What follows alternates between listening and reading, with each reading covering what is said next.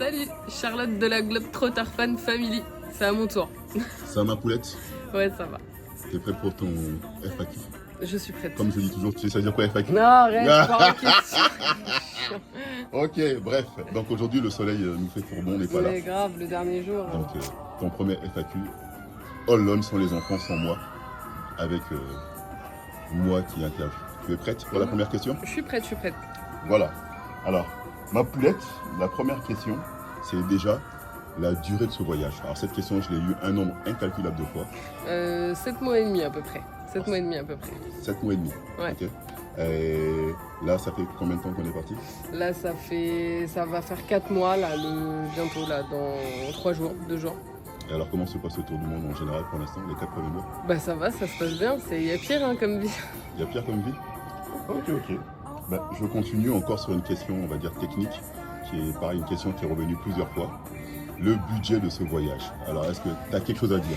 Bah déjà, je voudrais juste faire une similitude par rapport au premier. Je pense qu'on va avoir le même budget là pour 7 mois et demi qu'on a eu la première fois pour 10 mois. Donc il y a plusieurs raisons, je pense à ça. C'est que déjà les destinations sont plus chères parce que l'Asie reste moins chère. L'Amérique du Sud, quand même, j'ai été surprise, c'est quand même beaucoup plus cher. Je m'attendais, par exemple, au Mexique, typiquement, je m'attendais à quelque chose de moins cher. Je pensais que c'était un peu la Thaïlande d'Amérique du Sud, mais en fait, non. Donc voilà. Et après, on est 5. Et on a des enfants maintenant qui comptent comme des adultes. Les nids, nulle part, on peut faire passer en enfant. Sacha, on arrive encore sur... voilà. Donc voilà, donc on est dans le même budget. Mais est-ce que concrètement, sans vraiment parler de l'argent en soi, est-ce que concrètement c'est beaucoup plus cher que l'Asie? Parce que tu as dit le même budget, mais moi j'ai l'impression que c'est un petit peu au-dessus. Non, j'ai pas dit c'est le même budget. J'ai dit qu'on va avoir le même budget pour voyager 7 mois et demi, alors que la première fois on avait voyagé 10 mois. D'accord. Et la première fois on a quand même fait l'Australie et pendant Japon. 1 mois, le Japon et les États-Unis d'ouest en est. Après, le coût de la vie, globalement, je pense qu'il a augmenté partout dans le monde. Et voilà, comme j'ai dit, on est 5. Donc il faut prendre 2 chambres, c'est difficile de négocier avant. On pouvait dormir tous dans un lit double hein, quand les deux premiers étaient petits, mais maintenant c'est plus possible quoi. Donc je vous avais dit, Charlotte est très technique, hein. Vous avez posé des questions, vous allez avoir les réponses.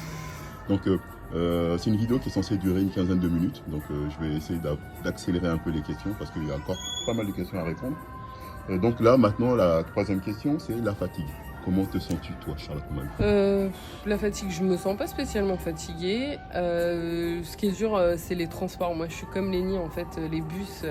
Je crois, je sais pas, soit je vieillis, du coup, j'ai plus la patience et la foi comme au premier voyage. Ah mais c'est quand même des bus de montagne là. Mais c'est vrai qu'ici, les bus sont particuliers. C'est vrai qu'au premier voyage, je pense qu'on avait pris aussi beaucoup d'avions, parce que pareil, l'avion, c'est quand même moins cher en Asie. Les compagnies low cost sont plus nombreuses. En tout cas, à l'époque où on est parti, il y a 6 ans en arrière. Donc voilà, donc là, après on a fait des grosses distances quoi. Je veux dire, le Brésil, c'est énorme ce qu'on a fait, donc voilà. Le plus grand pays d'Amérique du Sud. Hein. Ouais, c'est ça. Donc non, franchement là-dessus c'est fatigant. Les voyages, ça plombe quoi. Alors, les gros voyages en bus, ça te plombe. C'est plus le bus que l'avion finalement. Oh bah l'avion c'est facile, hein. C'est pas fatigant vraiment l'avion.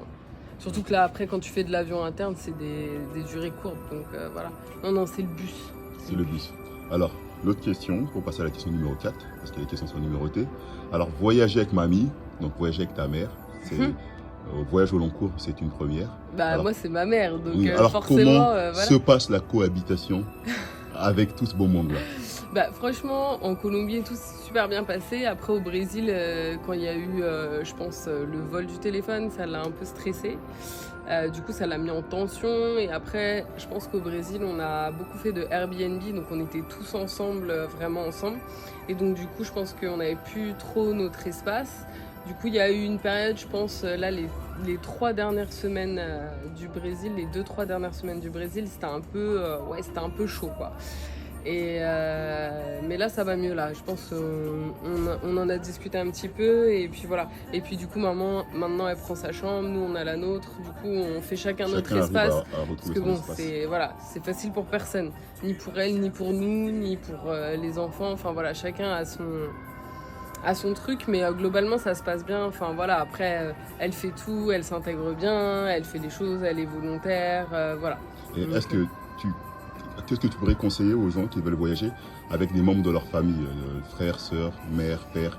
Est-ce que selon Que toi, chacun, déjà que en fait nous, quand t'as la famille simple, le père, enfin la mère, le père, les enfants, entre guillemets, hein, ou les deux mamans ou les deux papas, j'ai rien contre personne.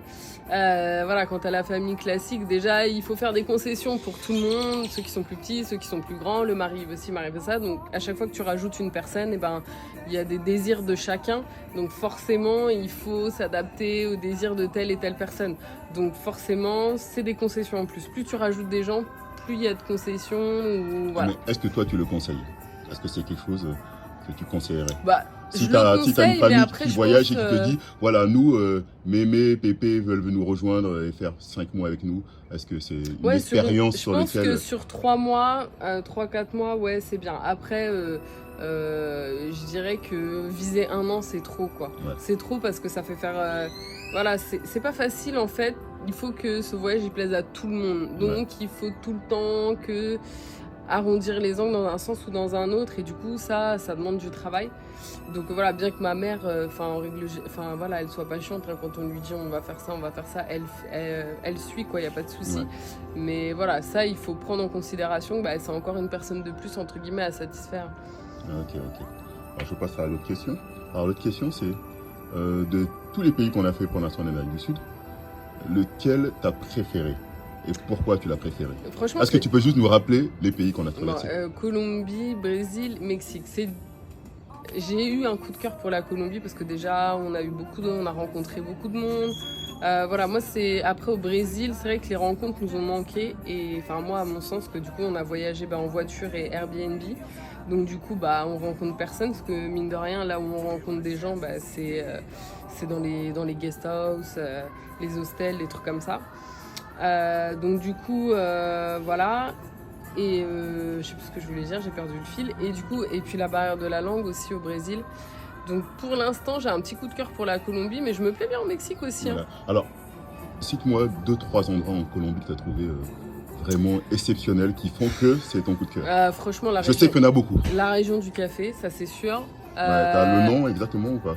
Tout ce qui est vers Salento, Finlandia, toute la région du café en fait. Cocoara. Arménia, Cocoara, et encore il y a plein de trucs qu'on n'a pas fait, enfin voilà. Après pareil, la Sierra Nevada, les montagnes de la Sierra Nevada. Enfin voilà, moi j'adore les couleurs en fait qu'il y a en Colombie. Guatapé, il y a trop de trucs. Et alors, qu'est-ce que tu n'as au contraire pas aimé pendant ce voyage? Au niveau pays, quoi. Est-ce qu'il y a des endroits particuliers dans un pays que tu n'as pas aimé, tu t'es dit là c'est quand même chaud, quoi? Là tout de suite ça me vient pas. Alors les enfants pour Sacha, ça a été la pauvreté et les animaux abandonnés. D'accord? Non mais ça c'est pas un lieu, ça. Oui, mais est-ce que t'as des endroits comme ça, ou des paysages, ou peut-être des régions que t'as trouvées pas top, ou je sais pas comment tu... Par exemple le Brésil, je pense pas que c'était si pauvre, qu'il y avait un contraste aussi important en fait. Entre le nord et le sud. En fait je m'y attendais sur la Colombie, sur voilà, mais je m'attendais pas à ça. C'est vrai que le nord Brésil c'est quelque chose quand même. C'était quand même choquant, quoi. C'est vrai que les gens ils ont rien. C'est clair. On a même vu des gens avec des maisons faites en terre. Ouais, voilà, c'est vraiment de la terre avec de la paille, quoi. Et je m'attendais pas, je sais pas pourquoi dans ma tête le Brésil, je sais pas, enfin dans notre tête on est tous là, Foz d'Iguazu, Rio de Janeiro, machin. On n'a pas cette vision-là du tiers-monde. Même s'il y a beaucoup de pauvreté, genre dans des villes comme Sao Paulo. Et là je veux tout. dire c'est des kilomètres et des kilomètres de gens qui vivent au milieu de rien, quoi. Enfin c'est avec des épiceries où tu trouves rien. Ça aussi on a eu beaucoup de mal à se nourrir dans le nord-est aussi, faut le dire quand même au Brésil, hein. Il y a rien. On reviendra sur la nourriture au voyage. Et pour continuer la question, alors là je switch carrément sur une autre question parce qu'il y en a vraiment beaucoup. Alors les devoirs, attention, les devoirs autour du monde et la déscolarité des enfants. Là c'est la déscolarisation, pardon. En vrai c'est 2 questions en une. Alors déscolarisation, pas de problème, on quitte le territoire français. Qu'est-ce qu'il faut faire? Voilà, on n'a pas d'obligation. Je crois qu'on doit faire un courrier au DACEN et à la mairie, je sais plus ce que j'avais fait, mais en fait après j'ai lu Oh, je me souviens plus d'acquis La la définition. direction, je sais plus quoi. Donc, voilà. Bon, et en fait, de toute façon, comme nous, on quitte le territoire français, en vrai, quand on fait un tour du monde, on n'a pas besoin de justifier d'éducation. Après, c'est certains établissements qui font du zèle pour X ou Y raison, qui veulent faire des tests de niveau ou des trucs comme ça. Bon, nous, on a de la chance, voilà, dans l'école à Sacha, la directrice, elle sait que voilà qu'on le suit, donc il n'y a pas de souci. Elle va le réintégrer et Lénie aussi, il n'y a pas de problème par rapport au collège, donc voilà. Et les devoirs, Les devoirs, bah, comment ça se passe? elle est comme à la maison, je veux dire. Est-ce que tu t'arraches les cheveux? Moins qu'au premier tour du monde, parce qu'au premier tour du monde, je m'étais mis une pression d'enfer et en fait, je me suis rendu compte que mon fils, il est revenu en CE2 comme si c'était rien passé, avec le même niveau que quand il est parti. Donc je me mets moins la pression, mais bon, j'aimerais bien qu'il se bouge plus, quoi. Ok. Alors l'autre question, je passe à l'autre question. L'autre question, c'est un peu la même question qu'avec ta mère. On a un nouveau membre dans la famille. Hein. Donc, Naël. Voilà, donc... Et pas des moindres. Voilà, donc voyager avec mamie, check. Voyager avec le petit, donne ton avis et j'ai envie de dire, sois très franche. Alors franchement, moi j'ai senti beaucoup la différence entre Naël et Sacha. Faut savoir, quand on est parti au premier voyage, Sacha il avait 9 mois de plus que Naël, donc il avait 4 ans et il était rentré à l'école depuis 1 an. Donc je pense que déjà au niveau du comportement de l'enfant, c'est complètement différent. Du coup c'est vrai que des fois je me suis dit ouais, il est trop petit, genre on peut pas faire telle et telle chose. C'est d'ailleurs pour ça qu'on devait aller au Pérou et qu'on a enlevé cette destination et qu'on a changé pour le Brésil, parce que Pérou il y a beaucoup de trek et voilà. Nous le porter au bout d'un moment ça va, mais il fait 18 kilos quoi, on n'a pas une crevette, donc c'est compliqué. Donc voilà, après honnêtement ça a été dur jusqu'à l'Amazonie je dirais en fait. Et après il a pris un rythme en fait. Maintenant je trouve que c'est quand même beaucoup plus facile que ça n'a été au début. Il s'est vachement habitué, même dans les transports franchement, pour un gamin de 3 ans et demi, se taper des 8-9 heures de bus, franchement... il y a des fois on l'a même pas entendu quoi. Alors juste la question, est-ce que tu le conseillerais? Est-ce que selon toi... Oui, je le conseille toujours parce est-ce que selon toi c'est l'âge idéal pour voyager en tour du monde comme ça, selon toi? Ça dépend de ce qu'on attend. C'est sûr que si on voyage avec un tout petit, on va pas se dire ouais ok on va aller trekker. Alors après il y en a qui le font, il n'y a pas de souci tu vois. Mais je veux dire... Nous, c'était pas envisageable de le porter, vu le poids qu'il fait sur des grosses distances où c'est déjà physique pour nous. Voilà, non, c'était pas... Il faut adapter le voyage. Là, ce voyage, pour moi, il est différent du premier. Okay. Là-dessus, en fait. Ok, bon, on va rester toujours sur presque le même thème. Alors, la sécurité en Amérique du Sud et surtout un petit retour d'expérience sur ton vol à l'arraché au Brésil, à Salvador de Bahia. Qu'est-ce que tu peux nous en dire? On commence par la sécurité. Alors déjà, la sécurité, est-ce que c'est vrai ou pas? Est-ce que la légende dit vrai sur les pays d'Amérique du Sud qui sont pas safe? Alors, je pense que c'est pas une légende. Je veux dire, les chiffres, ils sont là. Je veux dire, il y a de la dangerosité, il y a le taux d'homicide, tout ça, je veux dire, il est quand même conséquent. Je veux dire, les gens qui vivent dans ces pays-là vous le diront, parce que c'est bien beau quand on est touriste, on reste quelques mois, quelques semaines ou quelques mois pour certains, voilà. Mais on peut pas connaître tout un pays. Je pense que c'est plus les locaux qui peuvent nous renseigner et les gens nous le diront. Après, moi, justement, c'est peut-être le problème, c'est qu'on s'est jamais vraiment senti en insécurité. Au final, au début, on était super méfiants. Super attention au début. Ouais, on était super méfiants au début. Et en fait, comme on s'est senti en sécurité, on a complètement lâché prise. Et du coup, c'est pour ça que, comme disait Lénie, on a passé 3 semaines dans le Nord-Est, c'était cool, machin, on est arrivé à Salvador, et c'est vrai que c'est un endroit où il n'y avait pas trop de monde autour de nous, enfin, il n'y avait personne d'ailleurs autour de nous. Donc je me suis dit, bon, voilà, j'ai pris mon téléphone, j'ai fait une note vocale, et il n'y avait aucune urgence. Attends, ne spoil pas tout de suite, on va revenir sur les détails de ce vol à l'arraché, parce que c'est une première pour toi, tu t'es fait voler ton téléphone. Je me suis déjà fait voler. Mais pas à l'arraché. Porte de client. Pas à l'arraché. Non, alors, on va essayer de situer un petit peu l'histoire. Enfin, j'ai jamais su en vrai quand est-ce qu'on me l'a volé. Donc. On va essayer de situer un petit peu l'histoire. C'est-à-dire que moi et les enfants, on était à 50 mètres derrière en train de faire causette. Toi et ta mère, vous étiez à 50 mètres devant. Et toi, tu avais ton téléphone. Et à ce moment-là, tu faisais quoi? À ce moment-là, en fait, c'était juste pour savoir dans quelle classe Lénie était. Et avec qui tu parlais? Avec Sonia. Sonia, merci Sonia. Merci, grâce à toi. Non, la pauvre. Et donc j'étais en train de lui laisser une note vocale, c'était juste pour savoir, voilà, pour qu'il sache avec qui il est et qu'on puisse nous envoyer des fois des petits cours, quoi. Ouais. Et donc voilà, et du coup, il n'y avait personne autour de nous. Et donc j'avais Naël dans mon dos et je marchais comme ça en fait. Et j'ai senti quelqu'un se rapprocher de moi, j'ai pensé que c'est Lénie qui voulait me faire un câlin en fait. Et du coup, j'ai opposé aucune résistance et la personne qui m'a volé mon téléphone a fait ça avec une grande douceur, je dois dire. Incroyable. Je sais pas, j'ai trouvé ça très léger. Et en fait, c'est quand j'ai tourné la tête et que j'ai vu que la personne avait un haut marin. Et je me suis dit, mais c'est pas Léni en fait. Donc là, j'ai hurlé de toutes mes forces. Moi, je suis derrière, ça tout le monde me regarde et que genre quelqu'un le bloque, mais personne l'a bloqué. Et voilà, Daki lui a couru après. Moi, je courais après Daki avec Nel sur le dos pour qu'il revienne. Mais à ce moment-là, c'était quoi ton ressenti quand tu m'as vu courir après le mec et toi, tu t'es mis à courir derrière Bah, aussi. moi, en fait, parce que moi, je t'ai vu courir. Je me suis dit, mais elle va s'arrêter un moment, tu vois. Bah, en fait, ce que j'avais plus peur, c'est qu'il se passe un truc pour toi, tu vois, qu'il t'arrive quelque chose. Je me suis dit, ah, c'est bon, c'est un téléphone, voilà, je t'ai pas du tout. Après, ce qui nous a mis vraiment dans la merde, c'est cette histoire de double authentification de la messagerie Outlook. C'est-à-dire que comme j'avais une vérification par mon numéro de téléphone, et ben ça envoyait des SMS sur mon numéro de téléphone et il n'y avait pas de deuxième messagerie de secours. Donc en fait, il a fallu que je remplisse 10 formulaires pour Outlook. Il fallait donner les 3 libellés de mes 3 derniers mails. Autant dire que... Le truc impossible, je leur ai envoyé 10 fois, j'ai essayé 10 fois, j'ai tout donné, les noms de naissance de la mère, ma première voiture, tout, ça leur suffisait jamais. Donc voilà, donc heureusement, Dieu soit loué, j'ai mon ami Rémi qui travaille chez Orange. Et que je suis chez Orange, qui m'a réédité une carte SIM de France Rémi. Et qui du coup a pu me débloquer, en fait, a pu recevoir le code de déblocage et j'ai pu débloquer la boîte mail parce que dans laquelle en fait on devait prendre un vol, on savait pas s'il y avait 2 aéroports, quel aéroport, on savait pas quelle heure était le vol, enfin voilà, on n'avait pas le numéro, voilà, on avait tout été dans la boîte mail en fait. Et autant dire qu'on n'a rien vu de Salvador de Bahia avec cette voilà. histoire. Alors ça, je suis un peu dégoûtée. On a passé tout notre temps chez les opérateurs. Je suis un peu dégoûtée, mais quand même, on est parti. Enfin, super expérience avec la police, en tout cas là-bas. Touristique. Que ce soit d'abord la police militaire qui a emmené Daki dans les favelas parce qu'il voulait que. Il y a un mec qui vient comme ça et Daki me dit oui, les policiers veulent que tu montes avec eux. Le mec qui m'arrive là, comme ça, un petit blond. Et je regarde la caisse, je vois une Toyota toute pourrie. Je dis mais attends, mais t'es sûr que c'est la police? Je dis à Daki, t'es sûr que c'est la police? En fait, le mec a dû comprendre, voilà. Et il m'a sorti et son insigne et sa carte professionnelle pour dire si je suis la police. Donc j'ai dit à Daki, bah écoute, va avec eux.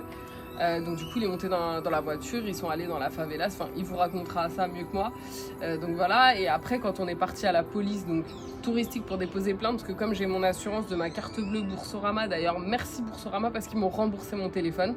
Ça n'a pas été simple mais le téléphone a été remboursé. Donc voilà. Donc quand on est parti à la police touristique pour déposer la plainte, pour que j'ai la plainte pour me faire rembourser mon téléphone, franchement ils étaient tellement gentils, vraiment voilà, j'espère que je sais pas si la police reçoit comme ça les touristes en France, mais en tout cas vraiment ils ont été très en plus on précise qu'un des policiers parlait français. Et pour finir sur cette histoire un petit peu compliquée, on va dire ça, la suite c'était comment après? Est-ce que c'est une expérience qui t'a traumatisé? Est-ce que tu déconseillerais le voyage je déconseille pas. Le Brésil, il Salvador de Bahia, c'est devenu la bête noire du voyage? Pas du tout. En fait, c'est de ma faute en vrai. Enfin, je sais même pas pourquoi. Il y avait aucun intérêt que je sorte mon téléphone. J'aurais été au début du voyage, je l'aurais jamais sorti à cet endroit-là. Enfin voilà. Mais c'est en fait, au bout d'un moment, quand tu te sens trop en confiance, tu relâches la garde quoi. Dans la durée, tu peux pas tout le temps être voilà. Et du coup, j'ai relâché ma garde, donc clairement c'est de ma faute en fait. Et en vrai, je peux même pas en vouloir au mec quand tu vois les gens, enfin ce qu'ils ont. Tu dis bon bah ok, bah vas-y garde. Enfin, je cautionne pas de voler le téléphone de quelqu'un, mais bon, je comprends que ça les attire, voilà. Ouais. Donc voilà. Et non, je déconseille pas. Et ce qu'il faut savoir, c'est qu'après au Brésil, là, ça a été plusieurs. C'est que je me suis fait pirater aussi ma carte bleue. Ah oui, parce que on n'en a pas beaucoup parlé. Le Brésil, c'est la spécialité du Brésil, c'est de copier les cartes bleues. Ouais. Donc le mec, il a rien fait. Il a juste fait des commandes sur genre Uber Eats, quoi. Ouais. Genre pour 15 balles, il se commandait de la bouffe régulièrement. Mais en fait, le truc, c'est que moi, la banque a bloqué ma carte. Donc du coup, on n'a plus qu'une seule carte. Et donc voilà. Donc du coup, ça, c'est un peu la pression. C'était un peu la pression de se dire mince, il nous reste qu'une seule carte. Et bon, c'est vrai, coup sur coup, plus en plus après on a eu du mauvais temps. On a fait Foz d'Iguazu et après on a eu une semaine de flotte. C'est clair. Du coup là, il y a eu 2 semaines où ça a été waouh, ça a été un petit peu dur psychologiquement, se dire ouais là c'est bon, voilà. Et en fait après, une fois qu'on a eu le soleil à Rio, tout ça c'est parti parce que Rio c'était vraiment chouette. Ouais. Alors techniquement, pour finir sur cette histoire de vol, qu'est-ce que tu pourrais conseiller aux internautes qui voyagent au Brésil, est-ce qu'il faut qu'ils prennent 2 cartes? Est-ce qu'il faut qu'ils aient toujours un téléphone pourri Ouais. et un autre téléphone bien? Ce serait quoi le conseil? Si tu aurais pu être une diseuse de bonne aventure et voir ce qui t'aurait passé, qu'est-ce que tu aurais pris comme précaution? Ben, ce que j'aurais pris comme précaution, qu'est-ce que j'aurais pris comme précaution? Ben, j'aurais pas sorti mon téléphone à cet endroit-là pour faire une note vocale comme ça. Clairement. Ils disent tous de toute façon, déjà en Colombie, ils disent Nodar Papaya. Et au Brésil, le flic, il m'a bien dit de toute façon que c'est la spécialité locale. Il m'a dit, tu sors ton téléphone, tu regardes autour de toi, tu sors ton téléphone, tu prends la photo et tu ranges tout de suite. Il fait, voilà. Et le flic, il nous a quand même dit qu'on a eu de la chance, que des fois, c'est souvent avec des couteaux. Des armes, des couteaux. Voilà, des couteaux. Ok. Donc je passe à la question suivante. Alors la question suivante, c'est sur le ressenti de la différence. Alors c'est une question qui a beaucoup touché Sacha, parce que Sacha nous en a parlé, que le fait d'être un enfant métis, le fait que papa soit noir, et que, ben voilà, des fois on est sujet à des regards, à des rires, dont on ne comprend pas forcément la signification, mais cela peut être vexant. Toi, en tant que maman, pas de la même couleur que nous, Blanche, quel est ton ressenti sur ces regards qui peuvent être un peu gênants, on va dire ça? Ben, je l'ai pas trop ressenti, enfin voilà, que ce soit en Colombie, bon, les gens ils s'interrogent un peu, mais je pense que les Colombiens sont assez, enfin voilà, c'est un pays très Ils sont plus diversifié. intrigués par Ouais, c'est notre plus langue. intrigué, Hein, ouais, par la langue et tout ça. Au Brésil, bon bah, c'est un pays métis, donc voilà. Et puis bah là au Mexique, ouais, c'est vrai que chez les jeunes on retrouve un peu ce côté quand ils nous voient passer, ils se marrent quoi, un peu comme en Asie quoi. Dès qu'il y a des groupes de jeunes. Non, on peut pas le comparer à l'Asie. L'Asie c'est un autre niveau encore. Là, ouais, mais bon. Là c'est plus des jeunes qui rigolent. Voilà, des fois. mais alors après bon voilà, quand on est jeune, on est ado, on est en groupe, on est bêtasse, alors voilà. Après je comprends, je sais que Sacha c'est quelqu'un de très sensible, même des gens en France, il est sensible au regard des gens, donc voilà. Là-dessus, pour l'instant c'est tout ce que j'ai à dire, je verrai quand je serai allée en Afrique. Ok. Et alors, là on a une drôle de question. Donc, je m'en souviens plus c'est qui l'internaute qui a posé cette question, mais il reconnaîtra. Alors, cette question, il faut y répondre, aussi étrange qu'elle puisse être, mais je la trouve quand même intéressante parce que elle met le débat sur la table. Alors, dans tous les pays, s'il devait y avoir un pays où tu ne mettrais pas les pieds, ce serait lequel pays et pourquoi? C'est une question très intéressante, c'est une question que je trouve que les gens ne posent pas assez, parce que c'est vrai que dans le monde des voyageurs, c'est un peu le monde des bisounours, tout le monde est beau, tout le monde est gentil. Je trouve que cette question est assez intéressante. Bah franchement, il n'y a pas un pays où je me dirais j'y vais pas en fait. Parce que j'ai envie de savoir et de goûter par moi-même. Et après, je peux être capable de me dire, ouais, bah là, non, là, c'est pas ça, ça m'a pas plu pour X ou Y raison. Mais il n'y a pas un pays, par exemple... Non, parce que je fais pas de confusion entre déjà la politique des pays et la population. Pour moi, c'est tellement différent. Enfin, je veux dire, on l'a vu encore une fois dans tous les pays qu'on a traversés. Voilà, tu peux pas comparer une politique à une population. Pour moi, c'est complètement différent. Donc franchement, je sais pas. J'aime pas les pays froids. Ouais. Après, j'aimerais bien aller découvrir plein de pays froids pourtant, mais non, il n'y a pas un pays où je me dis... Il n'y a pas un pays où tu te dis non. Oh non, j'irai jamais parce que la politique, elle est entre guillemets mais même parce que pour moi, ça défaillante. Ouais, mais ça définit pas un pays. Enfin, je suis d'accord avec toi. Ça saurait si on élisait des politiques pour lesquelles les populations sont vraiment d'accord avec les politiques. Je connais pas beaucoup de pays en fait où ça existe. Enfin, j'en connais pas. Donc toi, il n'y a pas un pays qui peut te rebuter, ne serait-ce que par non. sa politique, par non. Non. Ok. Et si on devait comparer ce voyage actuel à l'Amérique du Sud et le premier tour du monde, l'Asie, ce serait quoi les grandes lignes et les grandes différences? Qu'est-ce que tu as préféré finalement? Même si, bon, on n'a pas encore fini ce tour du monde, mais actuellement parlant, ce serait quoi les grosses différences? Qu'est-ce que tu préfères en Amérique du Sud qu'il n'y a pas en Asie? Et inversement, qu'est-ce que tu préfères en Asie qu'il n'y a pas en Amérique du Sud? Bah franchement, c'est difficile. J'ai pas de préférence. Ou de différence? J'ai pas de préférence, mais les différences, c'est plus que j'ai l'impression que là, c'est plus... Enfin, je sais pas, dans ma tête, je suis plus en mode vacances que le premier voyage. Ouais, t'es moins je pense déconnecté. qu'on était plus... Voilà, même au niveau du budget, je m'étais plus mis la pression sur le premier voyage. Voilà, on avait sûrement aussi un budget plus serré. Donc voilà, et du coup... Non, c'était plus... ouais, peut-être plus l'aventure, parce que c'était une découverte, c'était une première aussi. Enfin, voilà. C'était il y a 6 ans en arrière, il y a plein de choses qui n'existaient pas, enfin c'était différent encore. Okay. Alors pour finir, il reste encore 2 ou 3 questions. Alors inversement du pays où tu mettrais jamais les pieds, ce serait quoi le pays là maintenant si on t'offre un billet, ce serait quoi le pays où tu irais et pourquoi tu irais dans ce pays-là? Bon, alors déjà, je vais suivre Sacha. Non mais déjà attends, tu as le droit de donner 2 pays parce que les enfants ils ont donné 2 pays. Franchement, à l'heure d'aujourd'hui, il y a 2 pays que j'aimerais. 2 pays, c'est dur de dire 2 pays. Non, la Corée, c'est vraiment parce que j'ai trop envie de bien manger, quoi. La Corée du Nord. J'ai envie de... Non, Corée du Sud. J'ai trop envie de bien manger là parce que bon, les faritas, ça va 2 minutes, mais. On mange bien en Corée du Sud. Moi, je vais manger du kimchi, du riz, voilà, des barbecues coréens, enfin voilà, des nouilles. D'ailleurs, chaque fois que tu vois un restaurant coréen, tu louches dessus. Ouais, non, c'est dur parce que c'est cher, mais du coup, on n'y va pas, mais voilà. Donc voilà, sinon après, plus pour la découverte, là, je serais plus dans les pays. Là, en ce moment, j'aimerais vraiment aller en Iran. Okay. D'ailleurs, on a rencontré un Iranien, tu te souviens d'Aki? Ouais, il était trop sympa. Il était trop drôle. Au Brésil, et il nous a du fait coup, la conversation. il nous a dit, parce que je lui ai dit le problème, c'est que si on va en Iran, après, il faut demander un visa pour aller aux États-Unis. Il m'a dit non, t'arrives là-bas, tu leur dis, tu tamponnes pas le passeport et c'est bon, il n'y a pas de souci. Il était excellent, il est trop gentil, ouais. Donc voilà, je louche sur l'Iran, la Turquie. La Turquie, mais la Turquie, pour moi, c'est inenvisageable de passer 2 ou 3 semaines. Il y a tellement de choses à voir en Turquie. Je sais pas, faudrait y consacrer 3 mois, je pense, au pays. La Turquie. Après, bien sûr, j'aimerais bien faire Israël pour aller à Jérusalem. Voilà, parce que c'est quand même un pèlerinage, même si je suis pas forcément croyante. Voilà. C'est quand même un coin super intéressant. Et puis, du coup, faire la Jordanie. Enfin, voilà. Voilà. Ok. Bah écoute, on arrive quasiment à la fin de notre interview. Yes. Et je vais clôturer par une dernière question. C'est même pas une question, hein. C'est est-ce que tu as un mot à dire ou une dédicace à faire à des personnes en particulier avant de clôturer cette...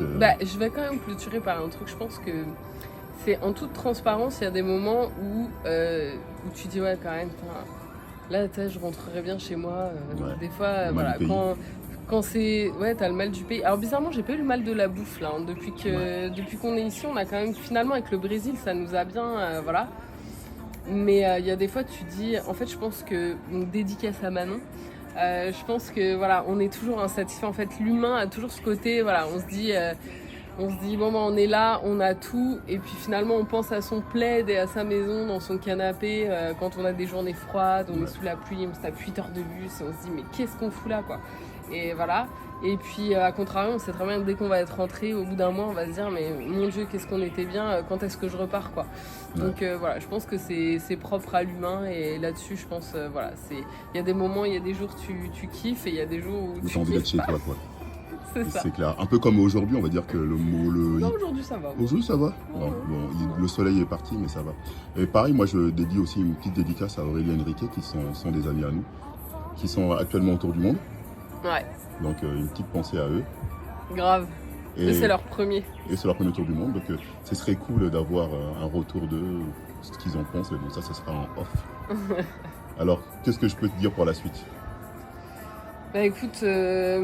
Voilà, je suis contente de finir le Mexique. On va croiser mon père pendant 2 jours. Voilà. Et justement, je fais comme les enfants. Est-ce que tu peux nous dire la prochaine destination après le Mexique? Eh ben, c'est la Namibie. C'est la Namibie. Alors donc, justement, j'ai appris quelque chose en voyageant, c'est qu'il ne faut jamais trop en attendre d'un pays parce que c'est là où tu es déçu. Quand tu n'attends rien, bah t'es heureux. Mais souvent, quand on attend trop, bah t'es déçu. Donc j'espère ne pas être déçu parce que c'est vraiment le pays que j'attends le plus. Et c'était le pays sur lequel je voulais aller le plus. Ok. Alors dans ce cas-là, je te dis rendez-vous en Afrique. Ouais, rendez-vous en Afrique. Ciao ma poulette. Ciao à tous.